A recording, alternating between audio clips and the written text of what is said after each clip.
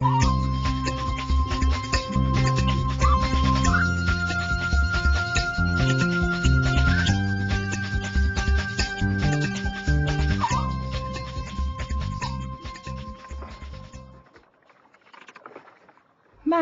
are brackish water plants and trees that grow in coastal areas or on river estuaries.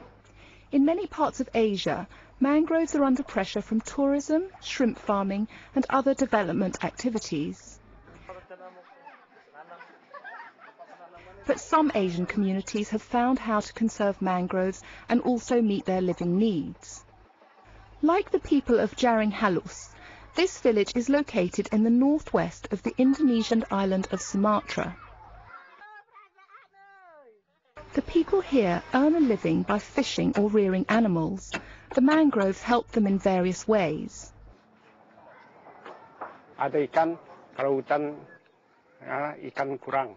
Kalau makaunya subur, ikan laut pun apa? Karena ikan-ikan dia bertelur di kayu-kayu itu dia apa? Dia jadi benur dah. Itu menurut penataran saya dulu lah. As in many other coastal areas of Southeast Asia, intense shrimp farming has degraded the environment here. The people are acutely aware of it. Lingkungan kita sekarang sudah rusak, jadi kita coba bangkit lagi untuk melestarikan lingkungan atau penghijauan guna untuk menambah hasil produksi di desa kita sendiri.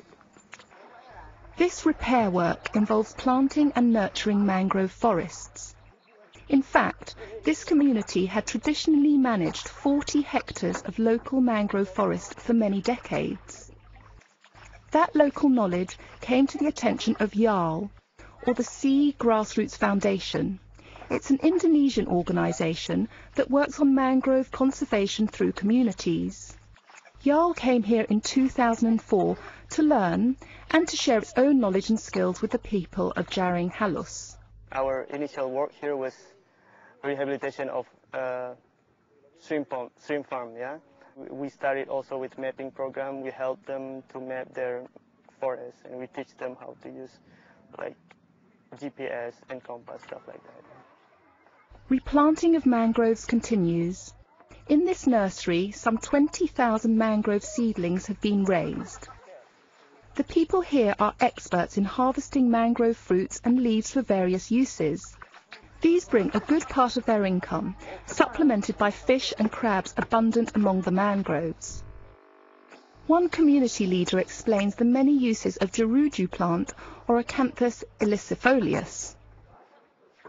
Daun jeruju dari airnya, dari sarinya, sari jeruju.